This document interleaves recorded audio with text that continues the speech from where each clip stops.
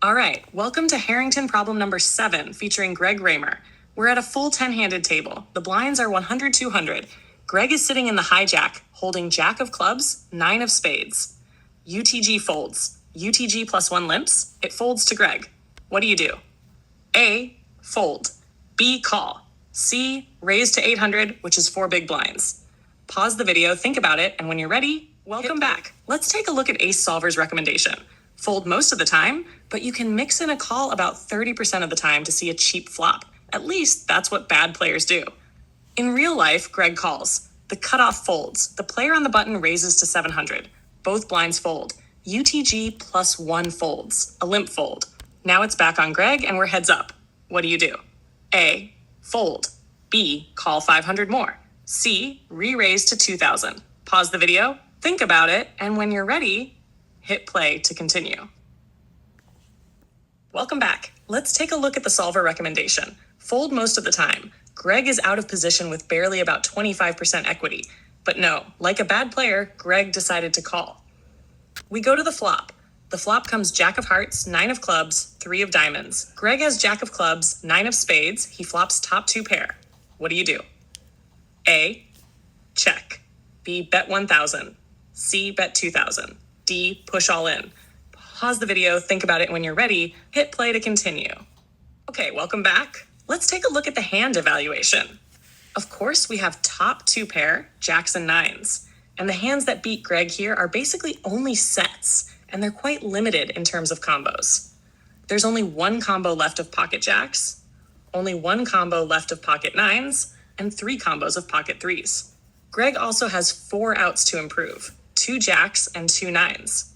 Now, when we look at the analyze and explain window, we're out of position and we expect the button, the preflop raiser, to continue the aggression. So the solver recommends that we check most of the time, specifically to let the raiser keep betting. And that's exactly what Greg did in real life. He checks and the button bets 1,000. Back to you. What do? A, call. B, raise to 3,000. C, push all in. Pause the video, think about it, and when you're ready, hit play to continue. Welcome back. As we can pretty much anticipate, the solver wants us to raise here. The real question is, how much? We have a few options. We can shove all in, but that's often too big and risks folding out worse hands. The solver generally prefers a strong but not insane sizing, roughly a 3x raise, around 3,200 chips. Let's look at the explain window. Greg now has about 80% equity, so yes, this is definitely a raise. And that's basically what Greg does in real life. He raises to 3,000 and the button calls. Now we go to the turn.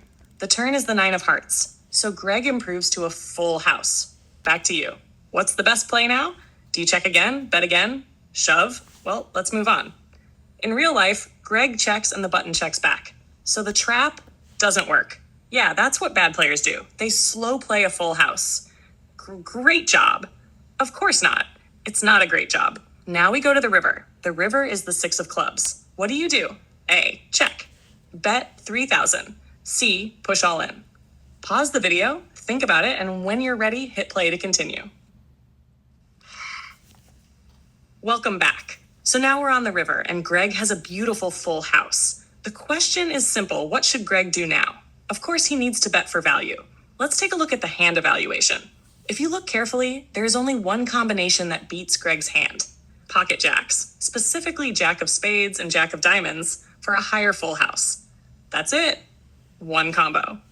So now we have 2 realistic options. We can bet at least half pot, which is roughly 4,000 chips into an 8,000 chip pot, or we can go all in. Let's check the explain window. The SPR is about 1.4, and with only 1 hand that beats us, there is absolutely no reason to check here. Checking would miss far too much value. Greg already checked the turn and lost value there, hoping the opponent would bet, and that bet never came. That's what bad players do. They try to trap instead of betting for value. Now, here's what happens in real life. Greg doesn't even bet half pot. He bets only 3,000 chips. What was he thinking? He leaves a huge amount of value on the table. The button calls and shows pocket kings. A single pair. Of course, Greg's full house wins. So yes, Greg wins the hand. But he completely wasted his luck. He started with a very marginal hand, got extremely lucky, and then failed to extract maximum value. That's the lesson. Don't be Greg. Fold J9 offsuit preflop out of position. Don't rely on luck. And when you do get lucky, don't get cute. Bet for value, get paid. That's it for problem number 7, and I'll see you in problem number 8.